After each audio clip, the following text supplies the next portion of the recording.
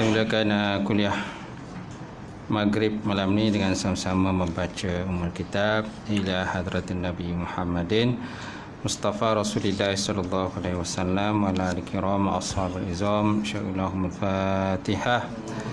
A'udzubillahi minasyaitonir rajim. Bismillahirrahmanirrahim. Alhamdulillahirabbil alamin. Arrahmanir rahim. Maliki yaumiddin. Iyyaka na'budu wa iyyaka nasta'in. Ihdinas siratal mustaqim. Siratal ladzina an'amta 'alaihim ghairil maghdubi 'alaihim waladdallin. Amin. Assalamualaikum warahmatullahi taala wabarakatuh. Alhamdulillahillazi nahmaduhu wa nasta'inu wa nastahdi wa na'udzu billahi min syururi anfusina wa min sayyiati a'malina. May yahdihillahu fala mudhillalah wa may yudlilhu fala hadiyalah. Wa nusalli wa nusallim ala sayyidina wa nabiyina wa habibina Sayyidina wa maulana Muhammad imamil muttaqin wa qaidul mujahidin wa ala alihi wa sahbihi wa man da'a bi da'watihi wa sanna bi sunnatihi ila yaumiddin. Rabbi shrah li sadri wa yassir li amri wa hlul 'uqdatam min lisani yafqahu qawli. Subhanaka la ilma lana illa ma 'allamtana innaka antal alimul hakim. Wala haula wala quwwata illa billahil azim.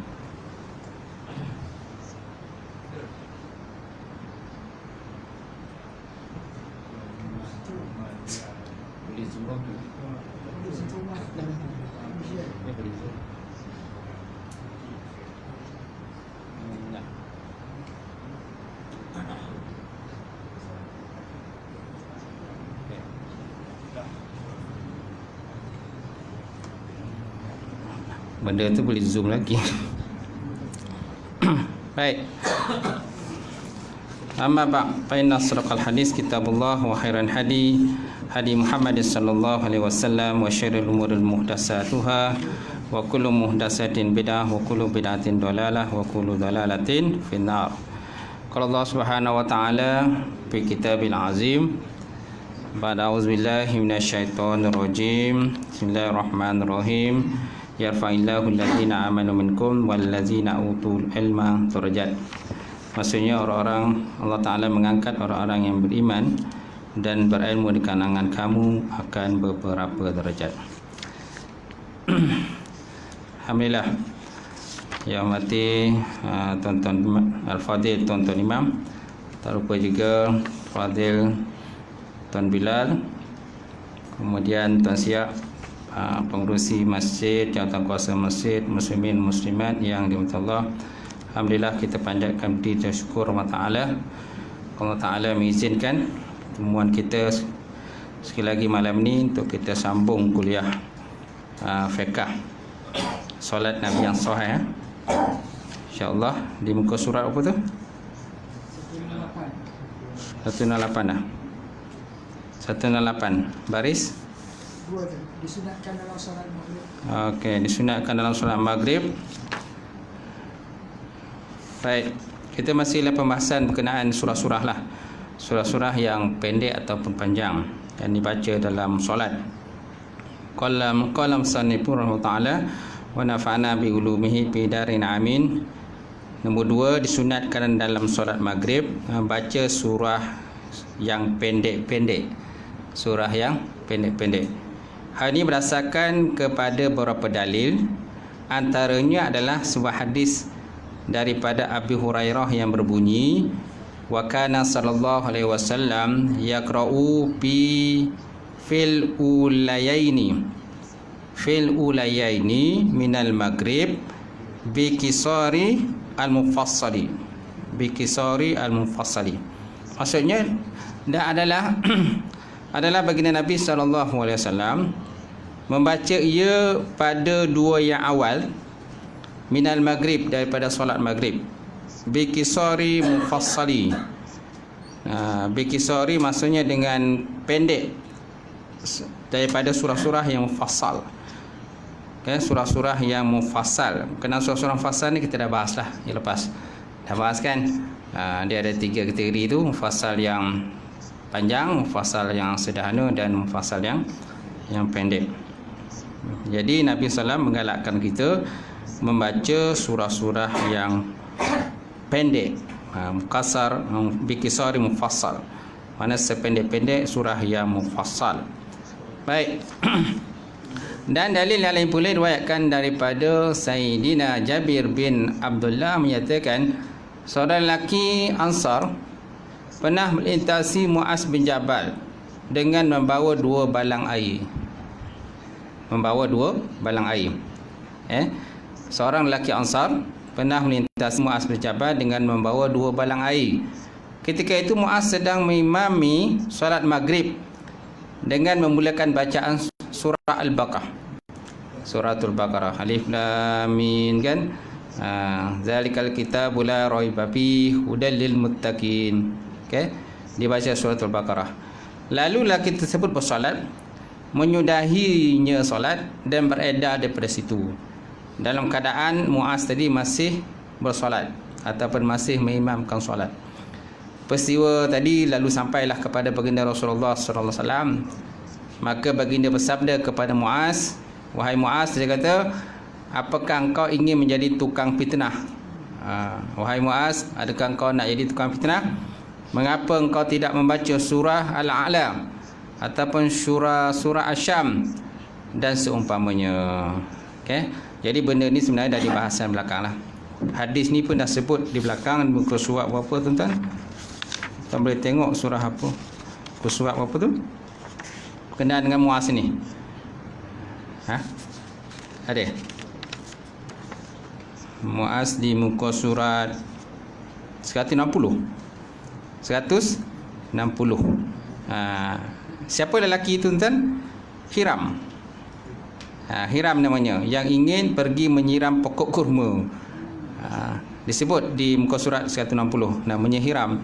Kalau di sini dia tak sebut nama. Dia hanya sebut ada seorang lelaki saja daripada golongan Ansar dengan membawa 2 balang air. Tujuannya nak pergi siram pokok kurma dia lah. Macam tu. Bukan pokok kelapa sawit, bukan. Pokok kurma. Sekarang ni kan sibuk isu kelapa sawit kan. Musangki. Jadi dia membawa 2 balang air kerana nak siram pokok kurma. Ketika itu Muaz tengah mengimamkan solat, maka Muaz membaca suratul Baqarah, mana surah yang panjang lah. Suratul Baqarah ni pun ada berapa ayat tuan-tuan? 200 lebih lah. 286 tersilap saya. Jumlah ayat dia panjang lah. Panjang menjela-jela tuan-tuan. Okey. Baik. Jadi Nabi SAW pun menegur Muaz lah. Kerana lelaki tadi mengadu kepada Rasulullah SAW. Maka Nabi pun kata pada Muaz, "Wahai Muaz, ada kau ni nak jadi tukang fitnah ke? Ataupun kamu ni nak ke orang fitnah kamu?" Macam tu. Okay? Nak ke orang sibuk menyatakan tentang kamu, yang memanjangkan solat sehingga menyusahkan orang lain. Mengapa wahai Muaz kau tak baca saja surah-surah yang pendek? Surah Al-A'la, surah Asy-Syam dan sebagainya. Tapi kalau nak kirakan Al-A'la pun panjang juga tuan-tuan. Al-A'la pun panjang juga. Asy-Syam pun boleh katakan panjang jugalah. Kalau nak pendek, surah Inna Atoina Al-Kautsar lah. Itu surah yang paling pendek sekali. Baik. Kalau pendek sangat pun marah je orang. Tak puas lah, pendek warna imam tu. Tak boleh ke baca surah panjang sikit? Kalau dia mengadu dalam masjid dia tak apa. Dia mengadu sampai ke pejabat kamu. Mengadu sampai ke pejabat kamu. Ni apa parah tuan-tuan. Sampai pula kepada pengarah pula. Dia kata imam tu baca pendek. Dah tak pasal-pasal imam kena pecat. Baik. Juga diriwayatkan daripada Sayyidina Abdullah bin Umar yang berbunyi, Nabi SAW membaca dalam solat maghrib selepas suratul Fatihah, suratul Kafirun dan surah Al-Ikhlas. Suratul Kafirun dan juga surah Al-Ikhlas. Baik, kemudian Nabi juga pernah membaca surah yang panjang ketika solat maghrib. Baginda pernah membaca surah Al-A'raf. Panjang tu surah Al-A'raf tu, iaitu dinamakan dalam kumpulan surah yang panjang, bukan surah yang pendek. Cuma tak dinyatakanlah berapakah ayat yang dibaca oleh Rasulullah sallallahu alaihi wasallam, tapi dalam surah Al-A'raf itulah. Dan pada riwayat yang sahih daripada Jabir bin Mut'im radhiyallahu taala anhu, menceritakan bahawa beliau mendengar Rasulullah SAW membaca surah At-Tur. Surah At-Tur di dalam solat maghrib. Surah At-Tur panjang ayat. Panjang tak ayat surah At-Tur? Tur wa ma yas. Apa ayat itu tuan? Saya pun tak ingat ayat. Surah At-Tur lah. Kerana surah At-Tur ni jarang dibaca sebenarnya. Jarang dibaca. Tapi bagi orang-orang yang hafal Quran, memang dia kena bacalah selalulah. Kalau tidak, hafalan ni habislah hilang. Paling tidak pun orang yang hafizah ni, paling tidak pun orang kata satu hari itu paling tidak pun 5 juzuk ataupun 10 juzuk kena baca lah, untuk dia sentiasa kan melancarkan ayat itu. Macam tu. Baik, kemudian pada pandangan saya, kata Musannif, hadis ni menetapkan adanya bacaan secara jahar di dalam solat maghrib. Oleh itu, Imam Bukhari telah membuat satu bab dalam sahihnya yang berbunyi bab menjaharkan bacaan di dalam solatul maghrib. Bab menjaharkan bacaan at-tajhir fi solatul maghrib. Bab pada menyatakan menjaharkan sembahyang di dalam solat maghrib. Walaupun begitu tuan-tuan, tidak disunatkan bagi imam membaca surah-surah yang panjang. Tak disunatkan bagi imam membaca surah yang panjang, kecuali lah kalau memang jemaah tu memang suka lah, macam cakap tadi kan, cakap hari tu sebelum ni, mana imam memang suka ataupun jemaah memang suka kalau sana imam itu membaca surah yang panjang. Apalagi kalau imam tu punya suara yang lunak dan merdu, betul tak? Lunak dan merdu sampaikan kita pun tak terasa tuan-tuan bila dia baca tu, tak terasa dah habis satu surah, tak terasa kerana sonok kan bila imam tu membaca ayat tadi. Baik, kemudian hal ini berdasarkan pada hadis yang berbunyi, apakah engkau ingin menjadi tukang fitnah wahai Muaz? Macam tadi ayat tadi. Hadis tersebut adalah sahih sebagaimana yang telah saya jelaskan. Manakala bacaan surah At-Tur dan surah Al-A'raf adalah khusus bagi Nabi Muhammad sallallahu alaihi wasallam saja, khusus bagi Nabi, dan juga khusus pada Nabi SAW, surah At-Tur dan surah Al-A'raf. Tapi bagi orang yang hafal Quran lah, kalau ada sembahyang secara munfarid lah, kan seorang diri memang digalakkan baca surah yang panjang. Dia hafiz Quran, hafal Quran lah. Tapi kalau tuan-tuan ni nak hafal satu surah pun kadang merangkak juga nak hafal kan, dibacalah surah yang tuan-tuan boleh baca lah, yang tuan-tuan larat nak baca. Okay? Tapi orang yang hafal Quran memang digalakkan baca surah yang panjang. Apalagi kalau dia seorang yang dia sembahyang secara munfarid, sembahyang seorang diri, kan, supaya dia nak lagi melancarkanlah ayat-ayat yang telah pun dihafaz tadi. Kemudian tuan-tuan, ini kerana apabila terjadinya kontradiksi maksudnya apa? Perbezaan, kan? Perbezaan antara perkataan dan perintah Rasulullah sallallahu alaihi wasallam, maka perintahnya perlu didahulukan. Semana perintah Nabi suruh kita baca surah yang qasar, surah yang pendek. Sedangkan perbuatan Nabi ada membaca surah yang panjang. Nabi ada baca surah yang panjang. Malahan pernah kita baca sebelum ni kan, di mana ada seorang sahabat ikut Nabi kan dalam solat. Daripada suratul Baqarah Nabi baca, lepas tu Nabi sambung lagi dengan surah Ali Imran, lepas tu Nabi sambung lagi surah An-Nisa. Di muka surat berapa tuan-tuan? 163. Tuan-tuan lihat 163 tu, itulah. Kemudian ni kita dah baca hari tu. Hadis daripada Sayyidina Huzaifah. Di mana Huzaifah ni ikut Nabi bersemayang. Okey, Nabi baca kan suratul Baqarah, lepas tu Nabi baca sampai surah Ali Imran, lepas tu Nabi baca surah An-Nisa. Surah Nisa. Iza marra bi ayati fiha tasbih sabaha, wa iza marra bi su'alis sa'ala, wa iza marra bi ta'awuzin ta'awaza.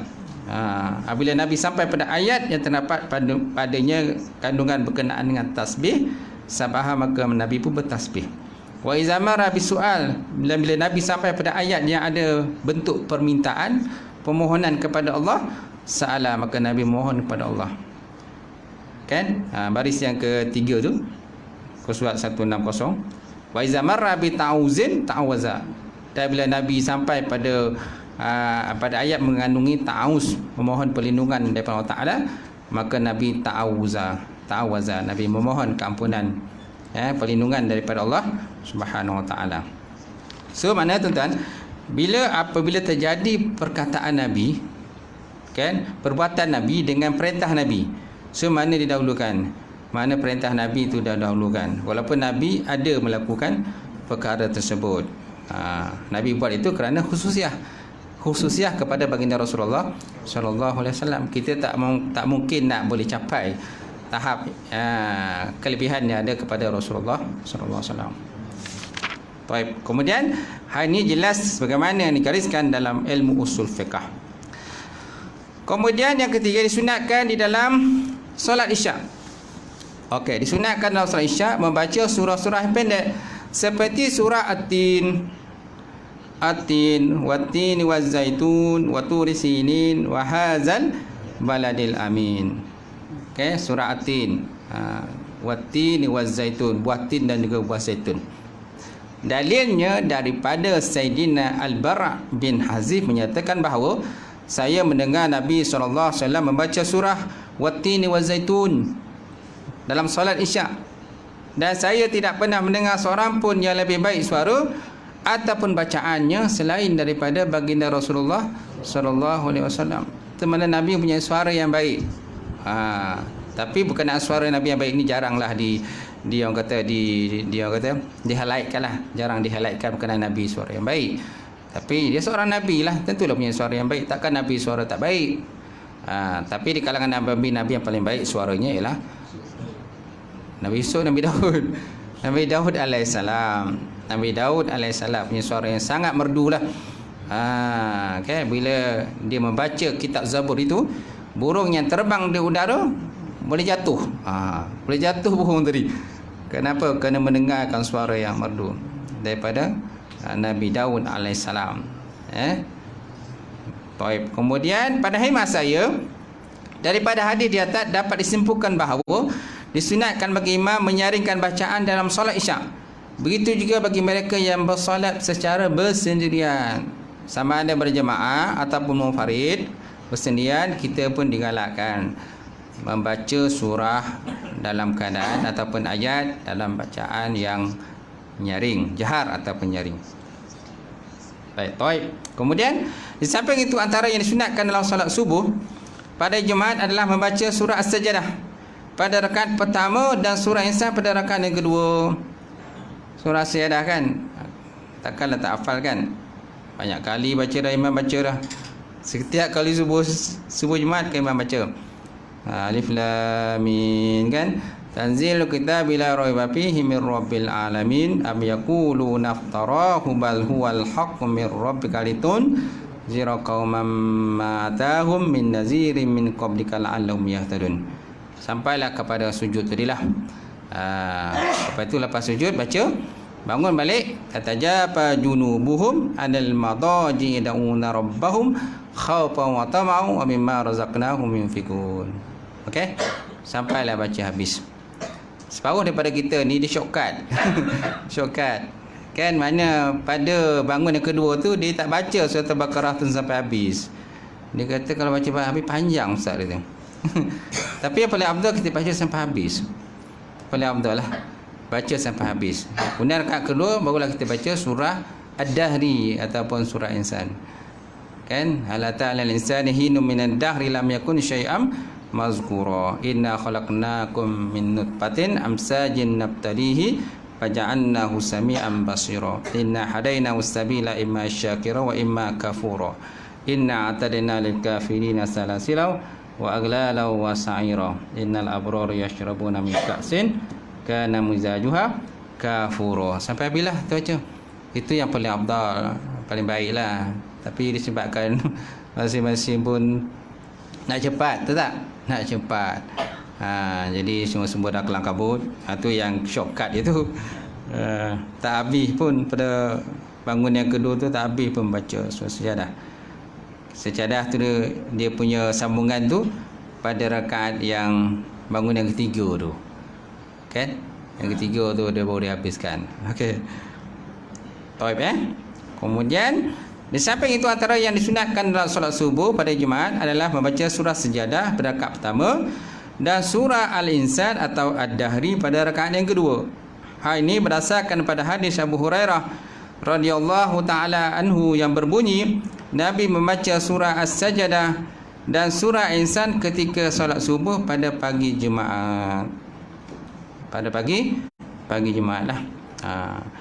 Baik, kemudian Imam Nawawi rahimahullah taala dalam kitabnya Al-Majmu' Syarah Muhazzab muka surat 386 juzuk 3 menyatakan perkara yang disunatkan adalah menyaringkan bacaan pada solat subuh, solat maghrib, solat isyak dan solat Jumaat. Itu perkara yang disunatkan, kita menjaharkan, menguatkan bacaan dan memperlahankan suara pada solat zuhur, solat asar dan juga pada rakaat ketiga dalam solat maghrib serta rakaat ketiga dan keempat dalam solat isyak. Okey, hal ini berdasarkan daripada ijma' umat Islam yang diperkuatkan lagi dengan hadis-hadis yang sahih berkenaan dengan masalah ini, Baik, kemudian ketentuan ini adalah bagi imam. Adapun bagi orang yang solat bersendirian juga disunatkan menjaharkan bacaan seperti imam. Sunat juga kita menguatkan bacaan. Walaupun kita sembahyang seorang diri, tuan-tuan. Kita sembahyang diri seorang diri waktu subuh. Kita sembahyang seorang diri waktu maghrib. Kita sembahyang seorang diri waktu isyak. Okey, Jumaat dia tak sembahyang seorang diri. Jumaat dia tak sembahyang seorang diri. Tak ada kan? Tak ada sembahyang Jumaat seorang diri. Mesti kita secara berjemaah. Betul tak? Jadi tempat-tempat yang kita kena baca kuat, kita baca kuatlah. Tapi jangan terlampau kuat sangat. Kan terganggu pula orang lain belakang. Dia sembahyang seorang diri. Kerana nak menarikkan perhatiannya punya mak mentua ke empak mentua kan. Jadi baca dengan begitu khusyuk dan merdu sekali sehingga mak mentua pun terpegun, sehingga tak jadi nak masak. Tak jadi nak masak. Masa tu nak masak tapi tak jadi nak masak. Kerana mendengar suara menantu itu merdu sekali, betul tak? Baik.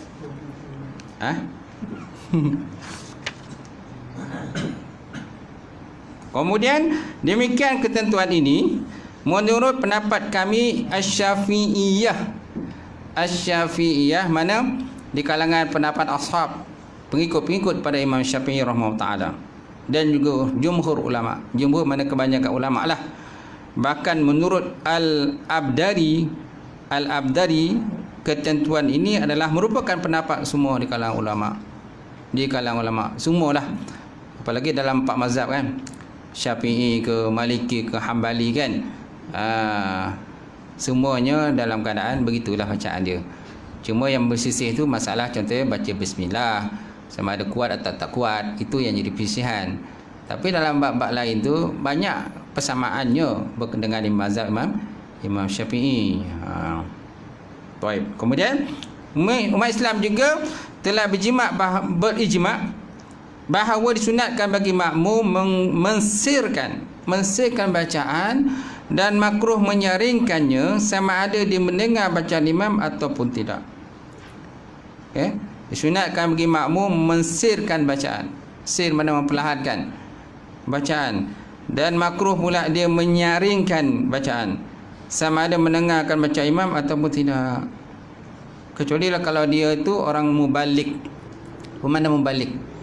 Mubalik tu orang yang dia menguatkan bacaan. Mana kalau ada sebuah tempat dia ada mubalik. Kalau di Masjid Haram dia mubalik kan. Mana ada orang di belakang tu yang kalimah kata Allahu Akbar, maka dia kata pun Allahu Akbar kan, diikutkan. Kan? Samiallahu liman hamidah, maka dia kata Rabbana walakal hamd. Kan dia kata belakang. Tu dia katakan mubalik. Okey. Tapi di tempat kita tak adalah. Okay? Tapi kalau ada orang yang macam tu kan, dia jangan niat, kalau dia jadi mubalik di belakang, dia jangan niat untuk menyampaikan kepada orang lain. Okay? Dia boleh batal sembahyang dia. Dia kena hanya niat untuk zikir saja. Niat zikir. Kalau dia niat untuk beritahu pada orang ni belakang, konon dia di mubalik, kan? Mubalik macam di Masjid Haram, betul? Boleh batal solat kita. Baik, kemudian Imam Al-Mawardi pengarang kitab Al-Hawi Al-Kabir menyatakan batasan bacaan jahar bagi seseorang makmum adalah sehingga orang yang berada di samping itu mendengar bacaan dia.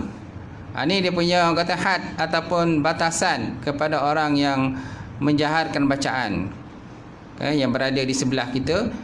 So maknanya dia baca tadi sehingga orang yang berada sampingnya tadi mendengar bacaan dia. Ni had bacaan jahar kepada seorang makmum. Manakala batasan bacaan sir pula adalah dia dapat mendengar bacaan dia sendiri. Ini bacaan sendiri pun tak dapat nak dengar. So tak boleh kita katakan sebagai sir, takut dia tak baca je. Sebab anda separuh ni dia tak baca apa, kan, mulut tutup aja. Apalagi kalau budak-budak zaman sekarang kan, dia semayang, kita nampak dia semayang, dia semayang, kan. Orang rukuk dia rukuk, orang sujud dia sujud, tapi mulut itu tutup je, tutup rapat, tak tahu benda dia baca. Separuh di kalangan budak kita lah zaman sekarang ni. Kita kena tegur tuan, anak-anak kita tu. Ni Alung Angah ni baca ke tak baca ni? Mulut tutup je, orang rukuk dia rukuk, orang sujud dia sujud, orang tidak dia tidak, orang tasyahud dia tasyahud, tapi tak tahu benda dia baca.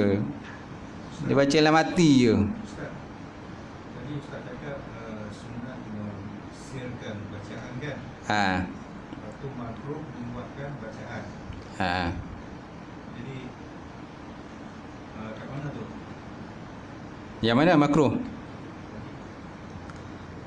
Yang ke belakang tadi. Makmum mensirkan bacaan dan makruh menyaringkannya, sama ada dia mendengar bacaan imam ataupun tidak. Okey. Kemudian Imam Mawardi dia kata batasan bacaan jahar bagi makmum adalah sehingga orang yang berada di samping itu mendengar bacaan dia. Okey. Manakala batasan bacaan sir pula adalah dia dapat mendengar bacaan dia sendiri. Itu kalau bacaan sir. Kalau bacaan jahar kuat, bagi seorang makmum itu adalah sehingga orang yang lain tadi berada samping tadi mendengar bacaan dia. Ini pendapat siapa? Ini pendapat Imam Mawardi dalam kitabnya Al-Hawi Al-Kabir. Sedangkan yang ijma' ulama' tadi, kan dekat ijma' ulama' tadi kan, sunatkan bagi makmum menyisirkan bacaan dan makruh menyaringkannya, sama ada mendengar bacaan imam atau tidak. Semana khilaf lah, ada khilaf tu dengan ijma' dengan pendapat daripada Imam Mawardi dalam kitab Al-Hawi Al-Kabir. Okey. Baik, kalau kita pakai pun boleh juga, tak ada masalah. Kita pendapat daripada pakai pendapat Al-Hawi Al-Kabir, pendapat Imam Mawardi pun kuat juga pendapat dia. Tapi yang paling baik kita pakai ijma' lagi. Ijma' kena sepakat. Sebab kalau kita makmum, kemudian kita baca dengan kuat, jadi akan mengganggu juga orang sebelah kita, betul tak? Ganggulah. Baik, boleh? Kalau takbir ihram macam mana? Kuat ke? Takbiratul ihram? Ada yang kuat, ada yang tahan. Secara sil lah. Secara sil hanya dengar untuk kita sendiri-sendiri je lah. Makmum kan? Makmum ke imam? Makmum. Kalau makmum hanya kita takbir tu untuk kita mendengar bacaan untuk diri kita sendirilah. Tak bolehlah kita dengar ke orang lain. Yang penting kita dengar. Tapi tak tahulah, kadang-kadang kalau kita ni kan dia pekak sikit. Betul. Kadang sebab kita ni dia pendengaran ni kurang. Kan pendengaran kurang. Dah masuklah, dah je lah, dah berumur. Kan, kalau kita cakap dengan dia, kalau tak poket memang dia tak dengar lah. Dia tak dengar, dia bangang dia. Kan dah berapa kali dah kita panggil dia. Dia bangang tak tahu ya. Rupa dia pendengaran dia ada masalah. Betul. Dia pun cakap kuat. Bertompik. Dia pun bertompik dengan kita. Kita pun bertompik dengan dia pun bertompik dengan kita. Okey. Jangan jadi cerita macam Piramli tu sudah. Kan, minta lain dia minta bagi kapak. Bagi kapak. Itu memang pekak badak betul tu. Cerita Piramli tu. Ingat cerita apa dia? Cerita apa? 69. Keluarga 69. Betul kan? Lancar tu. Bagus keluarga 69 tu. Dia punya pak pun tua tu pekak badak. Gitu. Orang cakap lain, dia cakap lain. Dia bagi kapak dekat punya bakal menantu tu. Bakal menantu kan.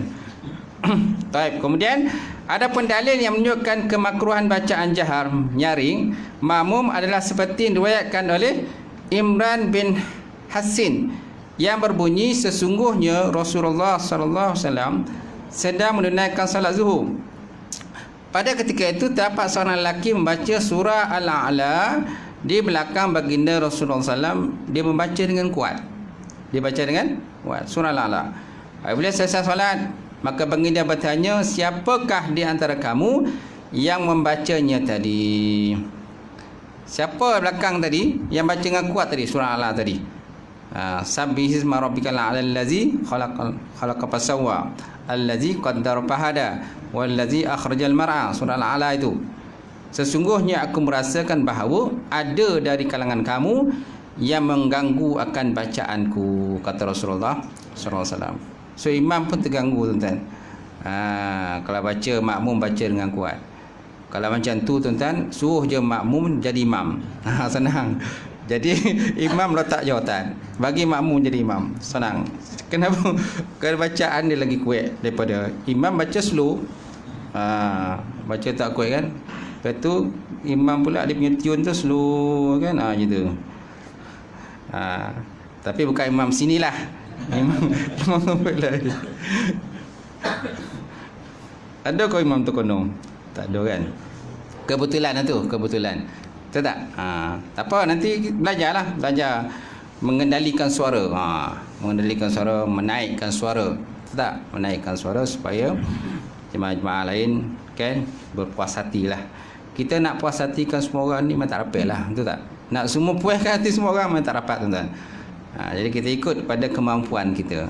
Boleh bertingkatkan, tingkatkan. Perbaiki kan. Kerana imam tu dia kena memperbaiki keadaan dia. Kan biasa kan khusus imam ni, khusus proporsionalisme imam ni kata kan. Betul tak? Kan dia pernah ikut kan? Khusus proporsional imam. Imam kena jadi proporsional. Okey. Baik, kemudian hakikat surah As-Sajdah. Ketahui olehmu bahawa seorang yang akan mendirikan solat tidak boleh bermaksud secara sengaja membaca surah As-Sajdah ataupun surah-surah yang mengandungi ayat-ayat sajadah supaya dia dapat melakukan sujud tilawah. Nampak? Dia tak boleh sengaja, tak boleh bermaksud secara sengaja membaca surah sajadah tersebut ataupun surah-surah yang mengandungi ayat-ayat sajadah. Sajadah ada berapa tuan-tuan dalam Quran? Ada berapa tempat? 15 tersilap Ada 15 tempat yang mengandungi sajadah, sujud. Sajadah wajah lillazi khalaqahu wasyaqqa samahu wa basarahu fatabarakallahu ahsanul khaliqin. Itu yang kita bacalah waktu kita sejarah itu. Baik, kemudian ini kerana dia telah sengaja menambah satu rukun di dalam solat itu, iaitu sujud. Nampak? Itu alasan dia lah. Alasan kan ulama kenapa tuan-tuan kita tak boleh berniat secara sengaja melakukan bacaan suratul sajadah. Suratul sajadah. Kenapa? Kerana dengan niat nak sujud sajadah. Tak boleh. Kenapa? Kerana soalan macam kita telah kata menambah rukun di dalam solat itu. Dan perbuatan ni tuan-tuan boleh membatalkan solat. Dia boleh batal solat kita. So jangan niat untuk sengaja. Tapi buat jugalah, buat, tapi jangan niatlah. So jangan niatlah hati. Niat ni dari sinilah boleh ukur kan. Takkan orang lain nak ukur pula. Dari sinilah kena mengukur niat itu. Baik, kemudian bagi kami Syafi'iyah, kami memandang perbuatan baca surah sajadah dalam solat subuh Jumaat adalah hukumnya sunat. Ianya bukan kerana surah tersebut mengandungi sujud sajadah, tetapi Nabi SAW sendiri yang melakukannya. So disebabkan oleh Nabi melakukan itu, maka kita buat. Tetapi jangan niat kita sengaja nak baca surah sajadah itu, kerana boleh menambahkan rukun.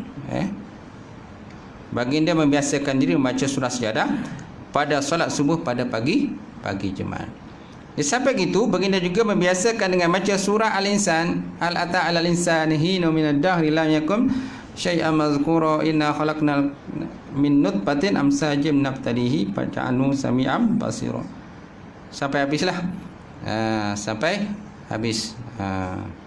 Yatu wa yatubu alaihim mildanun wa yatubu alaihim bi aniyatin min fiddatin wa aqwabin kanat kawarira min fiddatin qaddaruha taqdira wa yushkauna fiha ka'san kana mizajuha zanjabila ainan fiha tusamma salsabila. Itu tengah-tengah tu. Itu tengah-tengah ya. Baik. Kemudian sedangkan padanya tidak mengandungi sujud sejarah. Perbuatan Nabi ini mungkin mempunyai maksud tertentu. Oleh itu setiap Muslim di kalangan kata pengikut mazhab Syafi'i ini tidak boleh menukarkan surah As-Sajdah kerana tidak menghafalnya dengan bacaan yang lain, seperti surah Al-Alaq misalnya. Iqra bismi rabbikal ladzi khalaqal insana min 'alaq iqra wa rabbukal akram. Kat ujung tu kan ada ayat sejadah kan. Di ujung tu ada sejadah. Pasjud waqtarib. Baik. Pasjud waqtarib kan sujud. Dia ada lambang sujud tu, lambang mau sujud kan. Okey. Kita gantikan dengan surah itu. Boleh tak? Tak boleh. Tak boleh. Kerana walaupun di situ terdapatnya sujud berkenaan dengan sujud sejadah. Tak boleh kita gantikan. Tu kalau tak hafal jangan bacalah. Bacalah surah lain. Tak hafal. Kan? Ataupun mungkin tuan-tuan kadang letak kat depan surah sejadah. Bolehlah. Dibenarkanlah, boleh lah. Tapi sampai bila nak tengok? Tu ialah. Takkan setiap kali nak kata sejadah sini nak tengok ya surah tu hafalkanlah. Macam tu. Lagu Siti Nurhaliza pun boleh hafal, kan tu tak boleh hafal. Lagu apa lagi? Lagu Anwar Zain. Lagu Anwar Zain pun boleh hafal. Lagu Jamal Abdillah pun boleh hafal. Tuan-tuan. Lagu apa lagi? SG Bank pun boleh hafal. Lagu Mahir Zain, Ahmad Jaiz, semua dia boleh hafal. Zian Azim punya lagu boleh hafal. Apa lagi? Lagu Sabian. Lagu Sabian tu apa? Yang perempuan tu lah, yang Indonesia tu. Okey. Apa lagu tu? Ingat? Yalah, biasa lagu tu kan. Keluar dia sibuk TV. Baik. Kemudian adapun dia menggantikan dengan ayat yang lain untuk mengajarkan kepada makmum, ataupun dia menggantikannya dengan ayat lain untuk mengajar pada makmum, pun tak boleh juga. Tak boleh kita menukarkan surah sejadah dengan surah yang lain yang ada ayat berkenaan dengan sejadah. Pun tak boleh, betul tak? Ataupun kita menggantikannya dengan tujuan untuk kata nak ajarkan taklim, ajarkan pada orang lain, pun tak boleh lah. Kemudian perbuatan seperti ini tak pernah diriwayatkan daripada Nabi sallallahu alaihi wasallam, bahawa Nabi pernah berpindah daripada surah sejadah pada surah yang lain. Semana tidak ada riwayat menyatakan Nabi berpindah daripada surah sejadah pada surah yang lain yang mengandungi sejarah juga. Oleh itu sesiapa yang melakukan perkara terlarang tersebut sebagaimana yang kami kemukakan, maka solatnya itu tidak sempurna. Maka tidak sempurna solatnya. Solat sah atau tidak? Solat sah atau tidak? Sah kan? Solat tu sah, tapi tidak sempurna. Kita nakkan solat yang sempurna. Baik. Kemudian kebiasaannya perbuatan terlarang ini dilakukan oleh sebahagian daripada imam masjid yang banyak mendatangkan balak pada umat Islam. Masya Allah, tuan-tuan. Imam yang banyak mendatangkan balak pada umat Islam, yang tak faham, tidak memahami hukum fiqah, yang tidak memahami hukum fiqah dan tidak mempelajari pula. Tak faham hukum fiqah, lepas itu nak belajar pun malas ataupun tak nak belajar. Guru datang aja, dia sembahyang maghrib tu ada. Bila sembahyang maghrib tu hilang. Guru ngajar orang lain. Jadi bagi dia bila dia belajar tu macam menjatuhkan maruah dia sebagai seorang imam. Nak jatuh apa? Kan tak ada apa yang jatuh, tak? malah ilmu kita bertambah lagi kan. Saya pun begitu juga. Walaupun saya mengajar tuan-tuan, siang malam mengajar ni penuh, tapi bila ada program-program daurah ke kan, ada Tok Turu mana-mana, syekh-syekh mana mengajar, pergi dengar. Tak, ilmu kita tak kurang pun. Betul tak? Malah ilmu kita bertambah lagi. Lagi mantap pula ilmu kita kan. Bila kita mendengar pengajian-pengajian yang dibawa orang lain. Kan? Cara pendekatan mereka pula kadang berbeza dengan cara kita. Yang penting ilmu lah sampai pada kita. Baik, kemudian bersama kita memohon Allah Ta'ala memberikan hidayah kepadanya, kepada kita semua, dialah tempat kita memohon pertolongan. Apa dah? Isyak dah belum? Saya tak sedar tuan. Isyak. Oh ya. Dah jauh. Tak maaf lah ni. Mana Bilal ni, tak maaf. Kita terus boleh? Itulah. Kemudian bacaan qabliyah subuh dan solat istihara. Sikit lagi Bacaan qabliyah subuh dan solat istihara disunatkan membaca surah Al-Kafirun dan surah Ikhlas dalam solat sunat qabliyah subuh. Kita baca surah Al-Kafirun, qul ya ayyuhal kafirun la a'budu ma ta'buduna wa la antum 'abduna ma a'bud, kan, lakum dikum liyadin, sampai dah. Dan kita baca surah Ikhlas dalam solat sunat qabliyah subuh selepas maghrib dan juga dalam solat sunat tawaf. Dalam solat sunat tawaf. Hal ini berdasarkan pada hadis sahih. Adapun dalil mengenai solat sunat sebelum subuh dan selepas maghrib, itu antaranya lah riwayatkan oleh Ibnu Umar yang berbunyi, aku memerhatikan solat Rasulullah SAW sebanyak 20 kali. Dia memerhatikan solat Nabi ini sebanyak 20 kali pada kedua-dua rakaat sebelum subuh dan selepas maghrib. Baginda membaca surah Al-Kafirun dan juga baginda membaca suratul Ikhlas. Qul huwallahu ahad, Allahus samad, lam yalid wa lam yulad, lam yakul lahu kufuwan ahad. Baik, itu yang diamalkan oleh baginda Rasulullah sallallahu alaihi wasallam. Hal ini, hadis ini menjadi dalil bahawa orang yang membaca secara sir itu boleh mempendengarkan bacaan bagi dirinya dan juga bagi orang lain. Nampak? Semana siapa yang baca secara sir, boleh juga kita mendengar pada orang lain. Mungkin orang lain akan dapat mengikutlah. Apalagi kalau Nabi kan. Nabi dia buat itu supaya sahabat ikut. Kalau Nabi baca secara senyap, mungkin para sahabat pun tak dengar apa yang baca Nabi. Apa yang baca Nabi. Jadi mereka tak tahu, tak boleh nak ikut, betul tak? Hal ini kerana solat sunat sebelum subuh itu tidak dijaharkan bacaannya. Oleh kerana itu tuan-tuan, Sayyidina Ibnu Ammar mendengarkan bacaan Nabi dan mengetahui apa yang dibacanya. Diriwayatkan pula daripada Sayyidina Abu Hurairah radhiyallahu taala anhu yang berbunyi, sesungguhnya Rasulullah sallallahu alaihi wasallam telah membaca dalam 2 rakaat solat sunat sebelum subuh, iaitulah surah Al-Kafirun dan surah Al-Ikhlas. Al-Kafirun dan Al-Kafirun. Adapun solat sunat 2 rakaat tawaf. Adapun salat sunat 2 rakaat tawaf itu pula berdasarkan kepada satu riwayat yang sabit atau kukuh ataupun tahqiq daripada Sayyidina Jabir, hadis secara marfu'. Hadis marfu' ni ialah hadis yang riwayat daripada Nabi SAW. Kemudian dikuatkan dengan hadis lain lah, hadis marfu'. Di dalam Sahih Muslim yang berbunyi adalah Rasulullah SAW membaca pada 2 rakaat salat sunat tawaf 2 surah, iaitu surah Ikhlas dan suratul Kafirun. Kemudian baginda kembali ke rukun dan beristihlam. Istihlam maksudnya mencium ataupun mengusap Hajarul Aswad. Mencium ataupun mengusap Hajarul Aswad. Habis berkenaan dengan solat isyarah. Untuk sampai situlah.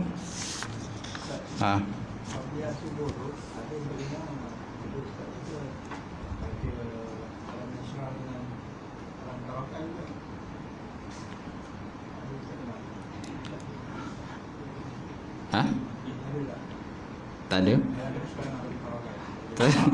Tak ada. Mungkin dia ada dia punya pengambilan kot. Mungkin adalah, mungkin dia ambil mana-mana ke. Nak kena tanya dia balik lah. Kena tanya dari semula. Daripada di mana dia ambil kan. Tapi kalau dia baca Alam Nasrah Tarakai pun tak ada masalah juga. tak pula solat tu batal pun. Tak ada termasuk dalam ittiba' lah. Ittiba' Rasulullah sallallahu alaihi wasallam. Yang paling baik itu ittiba', mengikut Nabi sebagaimana Nabi yang buat. Tapi kan tak semua benda pun Nabi buat sebenarnya. Ada juga benda Nabi tak buat tapi sahabat buat. Tak? Nabi tak buat tapi sahabat buat. Ada kan, banyak perkara kan. So tak semestinya bila Nabi buat itu, Nabi tak buat maka kita tak buat. Boleh buat, tak ada masalah. Tapi yang paling baik kalau Nabi buat, kita ikutlah ittiba' Rasulullah sallallahu alaihi wasallam. Ittiba' sunnah. Jangan jadi pengikut ittiba' sunnah. Dulu kalau saya pengikut apa? Aliran ittiba' sunnah kan. Dulu ada kan? Tapi sekarang dah senyap lah. Tak ada dah. Dekat apa tu? Dekat Kuala Pilah tu. Kampung apa ya? Mumpari dia. Yes. Ada kita ittiba' sunnah tu? Tak ada kan?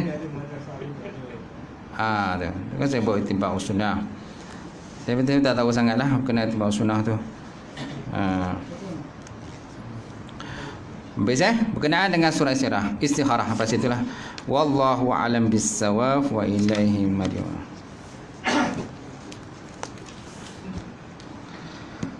Baik, ada soalan lagi tak? Sebelum saya tutup.